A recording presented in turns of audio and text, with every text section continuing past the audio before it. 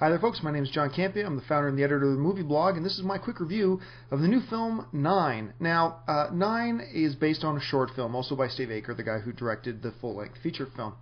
And as you can see from the trailers of the film, it's about these little, essentially sock puppets, who come to life in a post-apocalyptic world where all humanity is gone, all of life is gone, and there is this machine that is hunting them.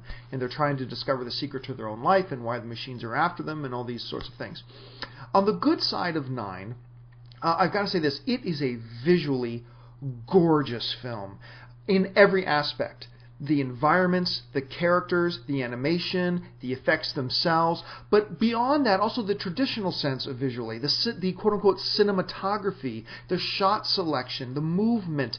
This is a beautifully quote-unquote shot, visually looking, and very well directed film. Now, sometimes people think if a story's not good, that means the direction's not good. No, a director's job is to tell the story that they're given.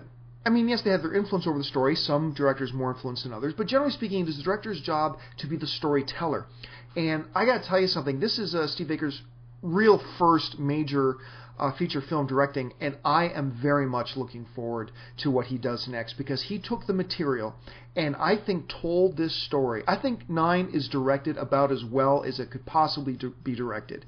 It's really breathtaking visually and as a spectacle to watch, and the way he uses the environments and emotion and inflection and everything else in this film to tell his story was brilliant. Was really, really brilliant, and I am very much looking forward to whatever he does next, whether it's animation or not. Having said that, if it's the director's job to tell the story he's given, he's got to be given a pretty decent story, and unfortunately he's also the guy who came up with the story, and the story is weak. As one of my fellow film pundit friends said, you can tell this film was a short film stretched out far beyond its means, and that was absolutely accurate. There is a lot of plot holes in this movie, and as you're going through the movie, you recognize some of the very key big plot holes that I can't discuss right now, or else it would be a spoiler. But you find yourself waiting for the end, for this big reveal that's going to somehow bring these conflicting notions in the film together and show you how they make sense.